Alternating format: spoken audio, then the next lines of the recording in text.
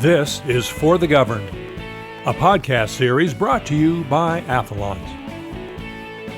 Here are your hosts, Tim Markison and Ron Cates. Welcome to another segment of the Athalonz podcast. For those who follow us on our blog, this one coordinates with It's Time to Speak Out. Now, warning up front, this does talk about child abuse, child sexual abuse specifically, so be warned. With me is Tim Markison, the CEO and founder of Athalonz. In our last episode, he talked about some of his experiences as a child. They were nightmarish. And then later on, how he started, some of those memories started to open themselves up.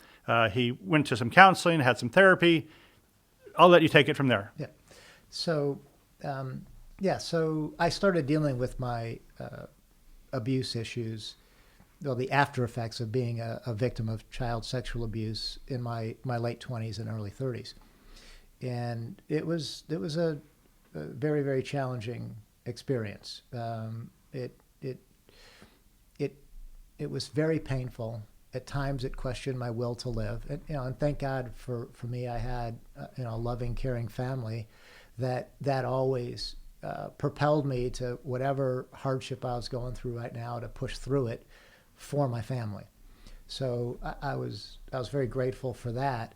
And then, as the therapy work I did and the follow-up work and continued individual therapy that I did and group sessions that I did, I started to feel better. And, within a few years of dealing with this issue, I was starting to feel pretty good. I was happy, much happier than I've ever been. My self-worth was increasing. My self-confidence was increasing.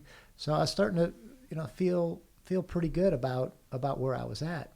I just want to remind the audience that even leading up to this period where you sought help and received a lot of help, you were, by any definition, incredibly successful for a young man. You were in law school, becoming a lawyer, you were married, you had 2 kids. I mean, from the outside, everything was pretty close to perfect. Yeah, objectively, yeah. I was, at 30 years old, had a good job as a patent agent working for Motorola. Like you said, I was going to law school. We had a nice car. We had a nice house, a couple of kids, quote unquote, living the American dream.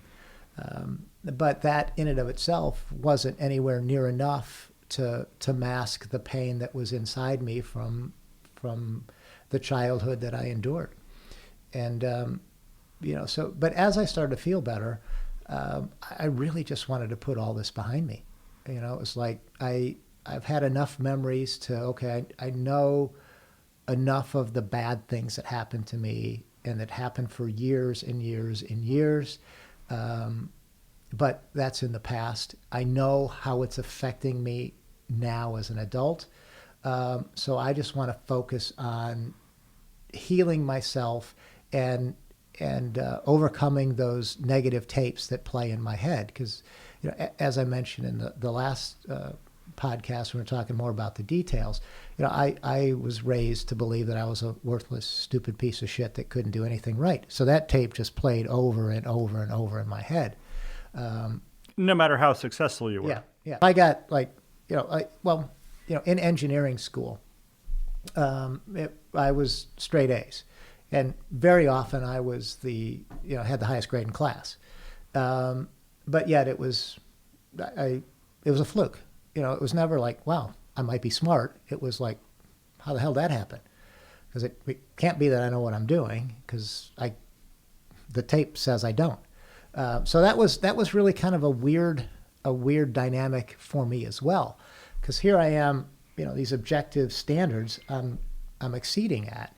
And when I got into my jobs as an engineer and then into patent law, I was doing really well in there. So that was helping to wind down the volume of those tapes. And in counseling too, I know you were taught tools. Yeah. How to deal with some of these the thoughts and how you process different things. Yeah. So one of the best tools that I picked up from the counseling was, how would you talk to somebody if they just did what you just did? would you berate them? Would you do all the things that you do to yourself? How would you handle that? And then, okay, if that's how you would handle it with them, then that's how you should handle it for yourself, with respect to yourself. So that started to play along, that tape started to play along with the tape of worthless, stupid piece of shit that can't do anything right. So that volume finally started to dissipate, and the volume of, maybe I'm not so bad, to the point where, maybe what, I could be fairly smart, and I actually am an okay human being. Those messages started to play more and more and louder in my head. So from age 30 then to age 50-ish, yeah, things are pretty smooth sailing. You become one of the country's top patent attorneys. On the outside, everything's perfect. Yeah. And, every once in a while I'd have a flashback here or there, and, it would kind of knock me off my feet for a day or two, and I'd deal with the emotional feelings that came up from that issue, and then get back on to, my daily life. And then it was about, and, I had no intentions of ever speaking about what happened to me. And part of it was from a lawyer. I had zero evidence to substantiate what I was saying. And then the other thing is I still question the reality of what happened to me, because everything that happened to me, the memories that I have, all are in this semi-conscious dream flashback state. And it's from a third person perspective. So it's like I'm watching it happen to somebody else, and yet I'm feeling the feelings. So there's this separation from the physical part of me and the emotional part of me with respect to these flashbacks and the events that happened to me as a child. So I always had this element of doubt in my head that, maybe I am crazy. Maybe that wasn't real. And then part of it is, I didn't want to relive all those bad memories and all the feelings around them. But as I've learned, though, the more I talk about it, the more I feel the feelings, the more those dissipate, and it makes more room for more joyous feelings and feeling better about myself and things along those lines. But it was about 4 or 5 years ago. I don't remember exactly. But I woke up at 2 a.m. I hadn't had a flashback in probably 15 years. And this was the first flashback I had that was in the first person. So I was literally reliving being assaulted. So now instead of watching this kid in a movie that's you, it's you. It's me.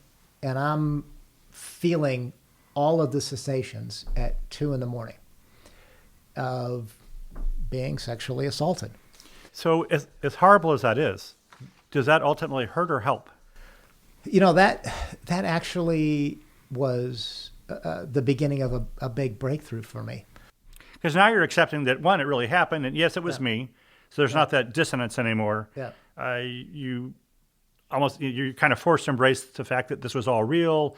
You're not crazy. This really happened to you. Yeah. Yeah. It took about a week to process that. It was, so the first night it happened, I tried to just shake it off, go back to sleep. And then the next night, exactly at the same time, 2 a.m., same sensation.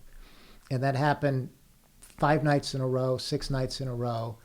And I finally decided, I gotta deal with this. So I got up, went into my home office, and I just... Well, it took so much time to get rid of, now you're finally at the point where every natural defense mechanism has been exhausted. Yeah. And so you're forced to deal with the reality, which is startling, but that clarity can be, that clarity can lead to something positive. Yeah. Yeah. So I embraced it, and it's like, and I just let the feelings flow. And I sat in my office and cried for about 4 hours. And that was the last night I had any flashbacks.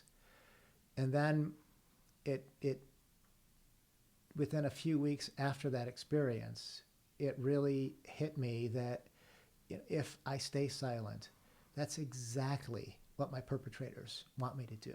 They want me to stay afraid. They want me to stay silent, so that they can do this to others. And so my silence is essentially, in my mind, acquiescing to it's okay to abuse kids, and it's just not.